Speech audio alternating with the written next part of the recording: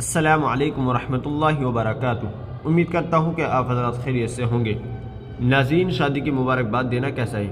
تو چلیے اس کی جانکاری کے لیے آپ حضرات کے سامنے جامعہ علوم اسلامیہ کا فتویٰ پیش کیا جائے گا۔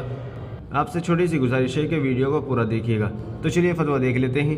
چنانچہ کسی سائی نے جامعہ علوم اسلامیہ سے سوال کیا ہے، شادی کے موقع پر مبارکباد دینا کیسا ہے؟ تو چلیے دیکھتے ہیں جامعہ علوم اسلامیہ نے اس کا کیا جواب دیا ہے۔ اس کا جواب آپ اپنی اسکرین پر بھی دیکھ سکتے ہیں۔ بسم اللہ الرحمن الرحیم۔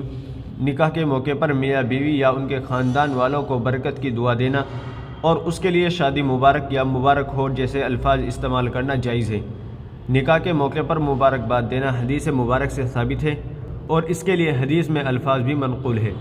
حضرت ابو ہریرہ رضی اللہ عنہ سے مروی ہے کہ نبی کریم صلی اللہ علیہ وسلم جب کسی آدمی کو شادی کی مبارکباد دیتے تو یوں فرماتے: بارک اللہ لک و بارک علیک و جمع بینکما فی خیر، یعنی اللہ تعالیٰ تمہارے لیے اس نکاح کو مبارک فرمائے، اللہ تم پر اپنی برکتوں کا نزول فرمائے اور تم دونوں کو بہترین طریقے پر جمع رکھے۔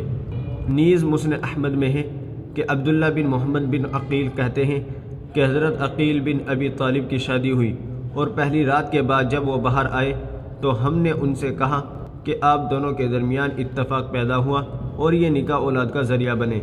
انہوں نے فرمایا: ٹھہریے، یوں نہ کہے، کیونکہ نبی کریم صلی اللہ علیہ وسلم نے ہمیں اس سے منع فرمایا ہے اور کہا ہے کہ یوں کہا کرو: بارک اللہ لک و بارک علیک و بارک لک فیما، اللہ تمہارے لیے اسے مبارک کرے، تمہیں برکتیں عطا فرمائے اور اس نکاح میں تم پر خوب برکتیں نازل فرمائے۔ ناظرین، امید ہے کہ مسئلہ آپ کی سمجھ میں آ گیا ہوگا۔